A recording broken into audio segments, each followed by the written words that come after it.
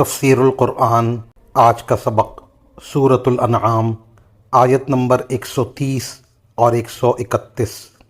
اعوذ باللہ من الشیطان الرجیم، بسم اللہ الرحمن الرحیم۔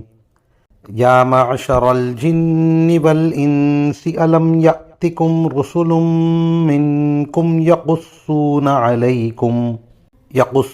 علیکم آیاتی وینذرونکم لقاء یومکم ھذا قالوا شہدنا علی انفسنا وغرتہم الحیاۃ الدنیا وشہدوا علی انفسہم انہم کانوا کافرین۔ ذلك أن لم يكن ربك مهلك القرى بظلم وأهلها غافلون۔ ترجمہ: اے جنات اور انسانوں کے گروہ، کیا تمہارے پاس خود تم میں سے وہ پیغمبر نہیں آئے تھے جو تمہیں میری آیتیں پڑھ کر سناتے تھے اور تم کو اسی دن کا سامنا کرنے سے خبردار کرتے تھے جو آج تمہارے سامنے ہے؟ وہ کہیں گے، آج ہم نے خود اپنے خلاف گواہی دے دی ہے کہ واقعی ہمارے پاس پیغمبر آئے تھے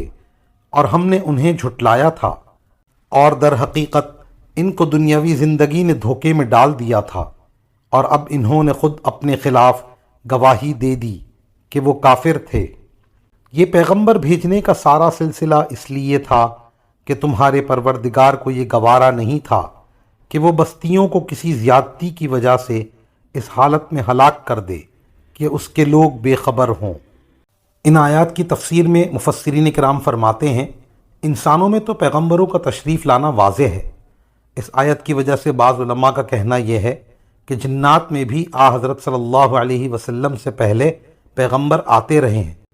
اور دوسرے حضرات کا کہنا یہ ہے کہ باقاعدہ پیغمبر تو جنات میں نہیں آئے، لیکن انسانوں میں جو پیغمبر بھیجے گئے وہی جنات کو بھی تبلیغ کرتے تھے، اور جو جنات مسلمان ہو جاتے تھے پھر وہ انبیاء کرام علیہم السلام کے نمائندے بن کر دوسرے جنات کو تبلیغ کرتے تھے، جیسا کہ سورہ جن میں تفصیل سے مذکور ہے۔ آیت کی روح سے دونوں احتمال ممکن ہیں، کیونکہ آیت کا مقصد یہ ہے کہ انسانوں اور جنات دونوں کو تبلیغ کا حق ادا کر دیا گیا تھا، اور وہ دونوں طرح ممکن ہے۔ پیچھے آیت نمبر 23 میں گزرا کہ وہ شروع میں جھوٹ بولنے کی کوشش کریں گے، لیکن جب خود ان کے ہاتھ پاؤں ان کے خلاف گواہی دیں گے تو وہ بھی سچ کہنے پر مجبور ہو جائیں گے۔ مزید ان آیت میں فرمایا کہ ان بستی والوں کو کسی زیادتی کی وجہ سے ہلاک کرنا اللہ تعالیٰ کو اس وقت تک گوارا نہیں تھا